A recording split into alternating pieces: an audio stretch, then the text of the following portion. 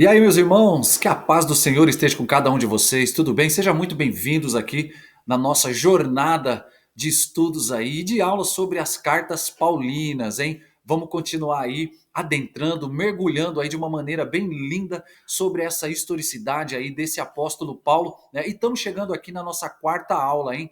Que bacana, meus irmãos. Olha aí, para quem gosta de obter conhecimento, né? Estamos aqui para a gente poder aprendermos junto, sobre uma dessas cartas maravilhosas aí, dessas viagens lindas que o apóstolo Paulo, né, fez em toda a sua trajetória. E hoje eu te convido aqui para a gente continuar a mergulhar dentro dessa historicidade aí. Eu tenho certeza, que a sua mente está sendo aberta, que você está olhando aí todos os desafios que o apóstolo Paulo teve aí na sua caminhada, não é verdade? E nesta aula, meus amados, nós estudaremos sobre Romanos, sobre Filipenses, sobre 1 Coríntios, 2 Coríntios, Efésios e a carta, né, de Colossenses. Olha quanta coisa boa tem aí pela frente. Então, cada carta dessa, meus irmãos, ela vai estar apresentando um conteúdo aí muito significativo, né? Então, a gente vamos ver, né? Iremos ver aqui a sua importância de cada uma delas.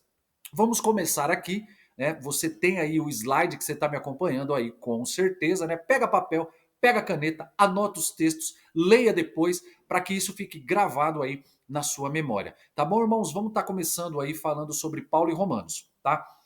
Ao iniciarmos esta aula, né, com a epístola de Paulo aos Romanos, e a gente aqui dentro desta aula a gente pretendemos aí explicar quem eram os romanos, né, que receberam aqui essa epístola de Paulo, né, qual a importância dela, olha só, para a igreja de nossos dias, da igreja atual, né, as datas prováveis em que essa escrita foi designada lá e também quais foram ali os seus objetivos. Beleza, irmãos? Irmãos, quando o cristianismo ele começou a se estabelecer lá nas cidades em que o judaísmo se fazia muito presente, a resposta dada pelo apóstolo Paulo foi fazer o quê?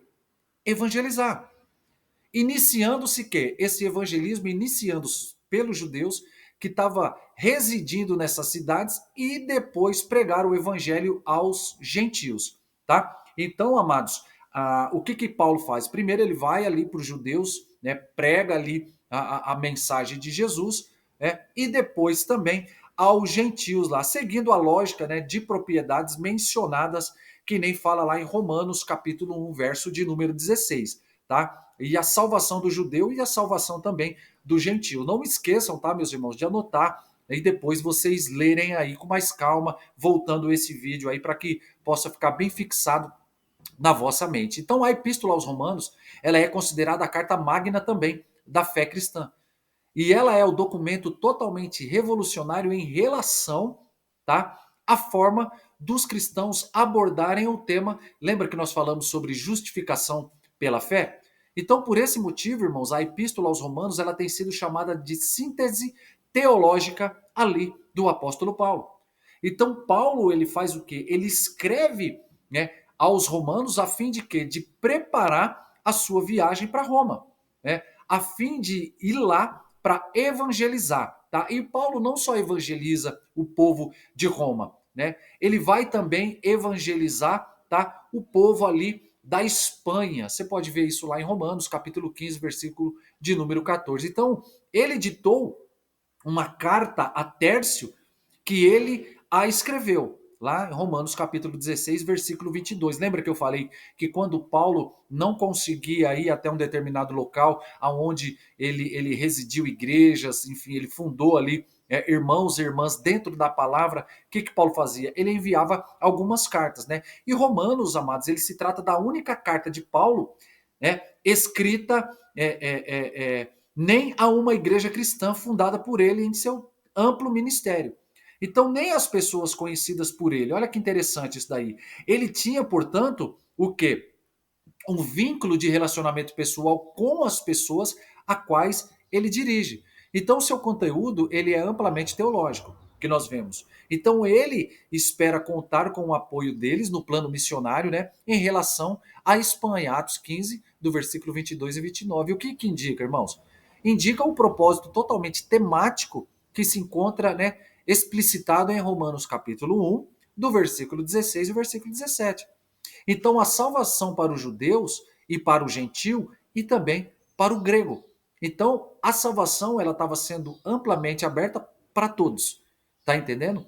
E é a mais longa carta explicitamente teológica, sem estar respondendo às perguntas aos destinatários. Então, sobre o surgimento, irmãos, da comunidade cristã em Roma, não há relatos, tá entendendo? Também não menciona o apóstolo Pedro, a qual, pela tradição posterior, teria sido o primeiro bispo ali de Roma. Então, aparentemente, tá, meus irmãos, a igreja em Roma surgiu por meio de cristão, né, anônimos e desconhecido. Tá? A igreja ela começa a surgir no campo mundial por pessoas ali totalmente anônimas, camponeses, agricultores, pais, mães, pessoas ali do campo ali. A igreja começa a crescer dentro dessa sistematização. Tá? E uma possibilidade seria que cristãos que conheceram o evangelho também lá no dia de Pentecoste, tá? Lá em Atos capítulo 2, 10. Então tenha levado o evangelho de Cristo para todos os locais. Tá? E a presença judaica, irmãos, naquele tempo, ela era grande lá na cidade de Roma. Bastante que você pode ver. Que gerou até um edito, né? Que o imperador Cláudio teve que fazer, fazendo o quê? Expulsando os judeus devido a vários tumultos gerados por esse tal Cristo, né? Então começou a haver um tumulto lá e Cláudio, o imperador da época, faz um edito lá fazendo o quê? Expulsando os judeus de lá. Então essa menção ela tem sido ali interpretada como alusão a conflitos ocorridos entre quem? Entre judeus devido à mensagem de Cristo. Então, amados, esse edito lá de Paulo, ele atingiu também os judaicos cristãos, entre os quais, lembra que nós falamos de Priscila e Áquila, né? Que Paulo conheceu lá em Corinto no capítulo 18, verso número 2. Então, naquela época, um imperador chamado Nero, né, o imperador que começou ali o seu reinado no ano 54 até 68 depois de Cristo, o que ele faz? Ele revoga, tá, o edito de Cláudio, fazendo o quê? Permitindo, né, que os judeus retornassem novamente à cidade, tá? Então ele escreve, ao escrever a carta, né, há sinais de que a maioria da comunidade cristã, olha que interessante, já era, né, gentílico cristã. Então, em Romanos capítulo 1, versículo 1 ao versículo 6, Romanos 15, versículo 14 ao 16, ele tem lá essa narrativa.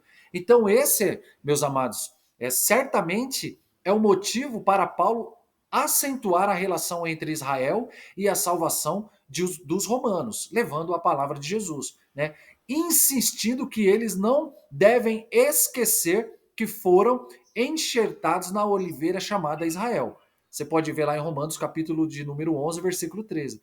Então, o acento da carta é que a maioria gentílica cristã pode conviver com a minoria judaica cristã, tá? Todos estavam ali reunidos ou foram chamados para um só propósito. Então, a maioria dos perseguidores parte da compreensão que Paulo ditou, né, ao seu colaborador Tércio no ano 56 depois de Cristo. Então, a carta aos Romanos, meus amados, na cidade de Corinto, lá na casa de Gaio.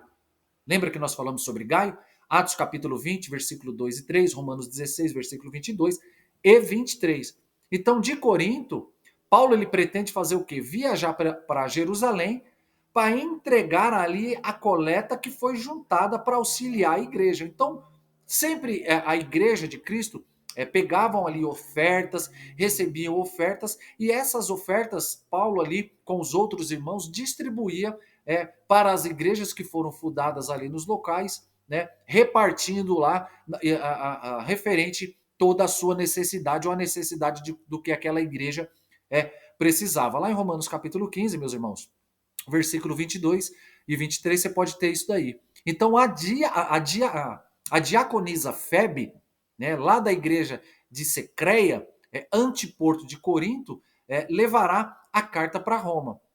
Romanos capítulo 16, verso número 1. Olha aí, você está vendo aí outros personagens aí que você nunca tinha ouvido falar, entrando dentro e fazendo parte da historicidade. Então, Paulo ele argumentou que não havia visitado a igreja de Roma, ainda por ter evangelizado de Jerusalém, as circunvizinhanças, né, até Lírico, lá em Romanos capítulo 15, 19. Então, na carta aos Romanos, amados, ele mostra que quer dedicar a sua vida à evangelização, tanto no Ocidente, passando por Roma e indo até a Espanha. Então, Paulo já tinha ali uma cronologia ali da sua rota para estar indo ali fazer os seus, fundar igrejas e evangelizar o povo lá. Então, a gente começamos a entender e conhecer os objetivos dessa epístola. Né? O que Paulo pensa? Ele pensa em viajar até Roma para dali se deslocar até a Espanha. Então, Paulo escreveu em preparação à sua viagem para Roma. Tá? Então, o que Paulo faz, amados? Ele aproveita para abordar temas totalmente centrais, tá, da teologia, nesta que tem sido avaliada como uma obra teológica central do apóstolo Paulo.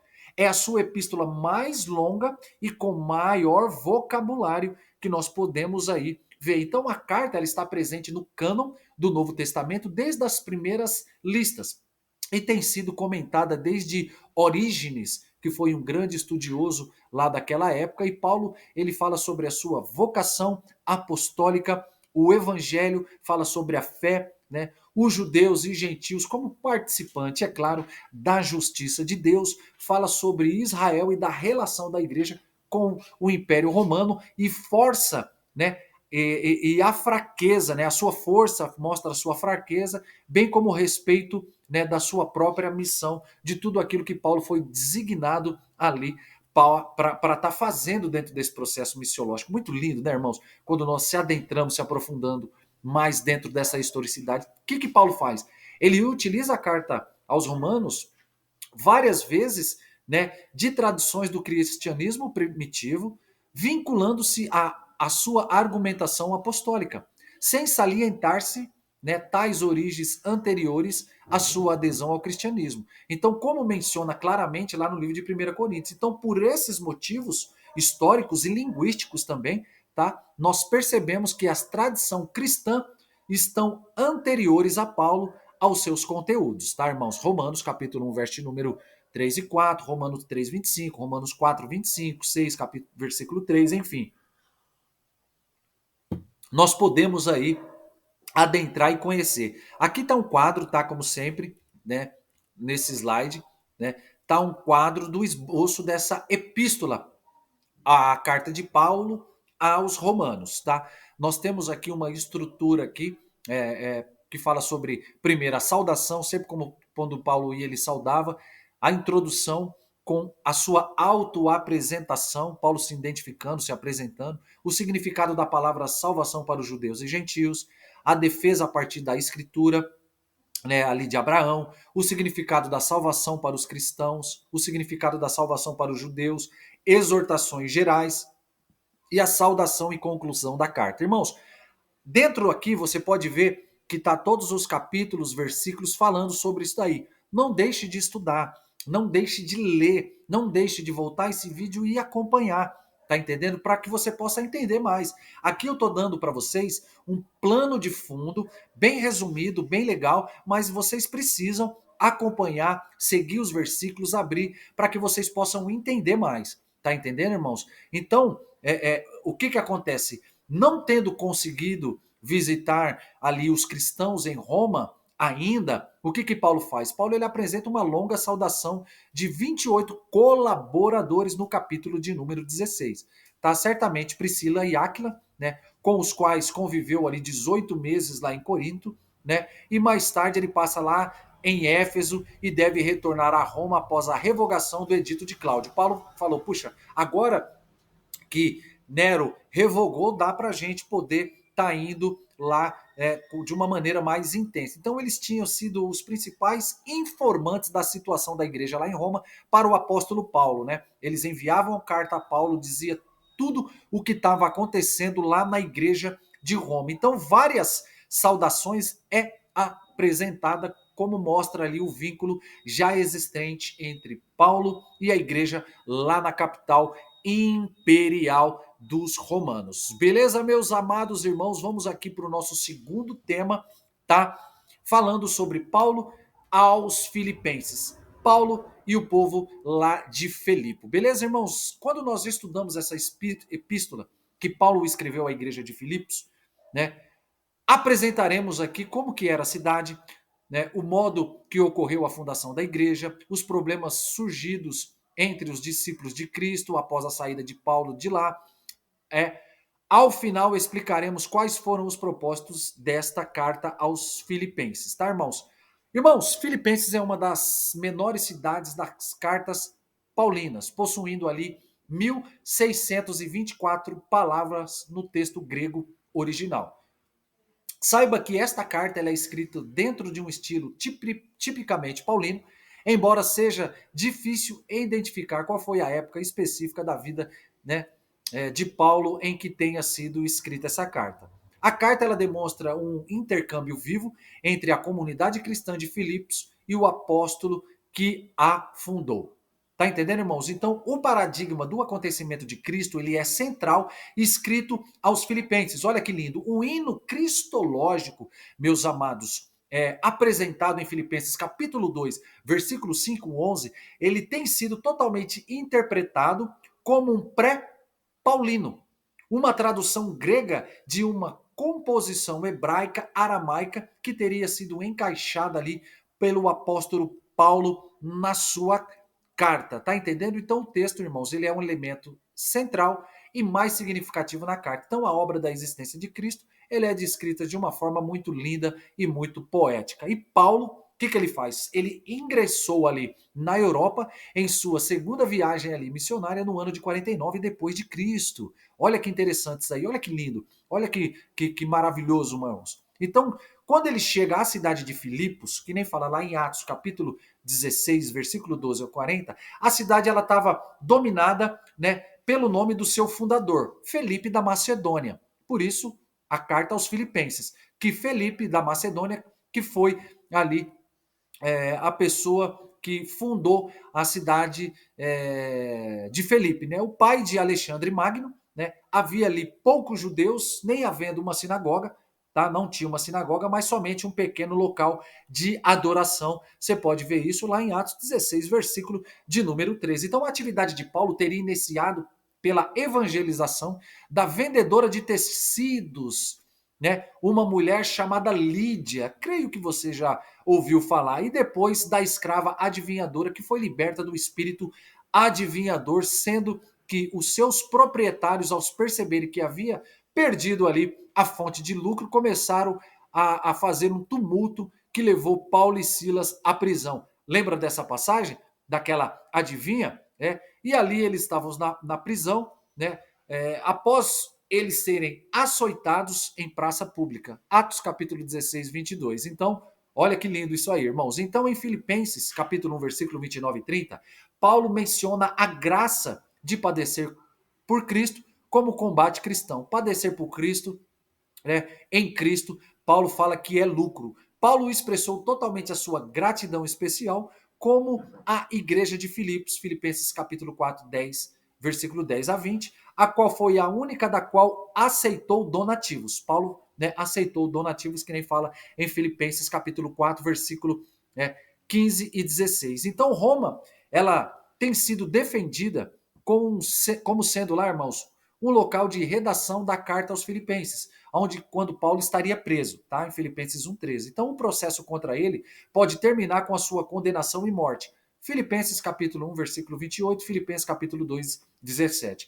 Então, os missionários, né, Paulo e Silas e Timóteo, eles alcançaram a cidade de Filipos durante a sua segunda viagem missionária. Tá entendendo? Foi na sua segunda viagem missionária. Então, Filipos fica a grande distância de Roma, tá? Não é algo tão perto, fica a cerca de 1.900 quilômetros, né? Muito tempo, que faz com que alguns defendem, né, um outro local de prisão, visto que Paulo, segundo Clemente de Roma, teria estado 7 vezes na prisão, podendo ser Roma, Cesareia ou Éfeso, tá? Isso é tudo estudo, tudo historiadores ali que têm ali as suas colocações. Então Paulo ele está preocupado, amados, com aqueles que insistem em fazer o quê? Em judaizar o evangelho, enquanto ele considerou como tudo como perda para conhecer Cristo. Filipenses capítulo 3, versículo do 1 ao 11. Então ele desafia a não seguir os inimigos da cruz. Tá entendendo? Que lá estava acontecendo Filipenses capítulo 3, versículo 12, capítulo 4, verso número 1. Aqui está um esboço desse segundo tema, tá? Da carta aos Filipenses, a saudação e a introdução da carta, a pregação do evangelho na prisão, né? Seguindo a Cristo, exortações pessoais, introdução da finalização, agradecimentos finais e saudação finais. Tá entendendo, amados? Vou enfatizar, vou falar aqui até ser redundante. Marquem, estudem, abram a Bíblia depois com mais calma, comecem, para o vídeo, vai lá, vê o que está sendo falado, volta, vai na outra que está sendo dito, para ficar gravado na sua mente, tá, irmãos? É assim que nós gravamos na nossa mente, é assim que nós gravamos as passagens, né, bíblicas históricas, é quando nós lemos, relemos, voltamos, e isso daí grava ali na nossa mente. Então, essa ênfase teológica da carta aos Filipenses, nós começamos a perceber na grande vinculação entre a cristologia e a existência apostólica da vida voluntária do chamado missionário, né, missiológico ali da comunidade cristã lá em Filipos. Então, Cristo, ele é o modelo para a vida cristã da igreja. Esse é o princípio norteador do ministério apostólico de Paulo e da vida da comunidade ao Filipenses. Filipenses, capítulo de número 2, do versículo 6 a 11, é fundamental, amados, para a teologia da encarnação de Cristo, da ressurreição ali de Cristo. Ele é deliberadamente, né, seguiu o caminho do esvaziamento, se esvaziar de todas as suas convicções, dos seus pré-conceitos, da sua religiosidade e entender que Cristo ele morreu por cada um de nós, sendo Deus, se tornou servo e se encarnando e indo até a morte da cruz. Então, Paulo aqui, irmãos, ele assumiu o tema de servo, tá? Paulo ele assume que ele veio ali para servir. Isaías capítulo 56, leia depois. Então, o hino cristológico, ele ressaltou a importância da unidade para a vida cristã. O drama cristológico, ele salienta o esvaziamento de si mesmo para que Cristo seja o nosso maior Senhor. Então, Filipenses, ele tem sido apelidada de carta alegre. Tá, armados? Carta alegre, capítulo 4, verso de número 4. Paulo, o que ele faz? Ele expressou a felicidade pelo crescimento da igreja e a felicidade pelo crescimento consigo mesmo. Paulo ficou muito feliz, capítulo 4, verso número 13. Então, a grandeza de Cristo ela começou a ser expressa. Filipenses, ali capítulo 2, versículos 6 a 11, e o apóstolo declarou que prosseguirá para o alvo, que é Cristo, capítulo 3, versículo de número 12. Então, amados, o nosso alvo é Cristo. Cristo nos chamou por um propósito aqui nessa terra. Como chamou Paulo por um propósito, Pedro, Mateus, Lucas, me chamou, te chamou, você que está assistindo comigo aí esses estudos, para fazer uma grande obra nessa terra. Esse chamado, Deus não chamou a gente simplesmente para ir no culto na quarta, na quinta, no domingo, no sábado, não. Ele tem algo maior para mim e para você. Então, que em nome de Jesus Cristo, amados, essa primeira introdução à carta aqui na nossa quarta aula, nós possamos aí estar cheio da graça de Deus. E a nossa próximo estudo será Paulo e a carta aos Coríntios, aos corintianos, lá da carta de Paulo. Beleza, meus irmãos? Então, compartilhe esse vídeo, tá? Continue estudando, deixa seu like lá no YouTube, né? Se inscreva lá no canal, irmãos, estamos chegando a quase 225 pessoas. Meu Deus, como eu tô feliz por isso, né? E eu fico muito contente, irmãos, porque é uma igreja virtual. É 225 pessoas, estamos quase chegando. Falta pouco para chegar, daqui a pouco estamos chegando a 500. Meu Deus, louvado seja o nome do Senhor Jesus Cristo. Que a graça e a paz do Senhor Jesus Cristo, a doce consolações do Espírito Santo esteja com cada um de vocês que está me assistindo. Um abraço, que Deus vos abençoe, um beijo no coração de cada um e até o nosso próximo estudo, hein? Deus abençoe.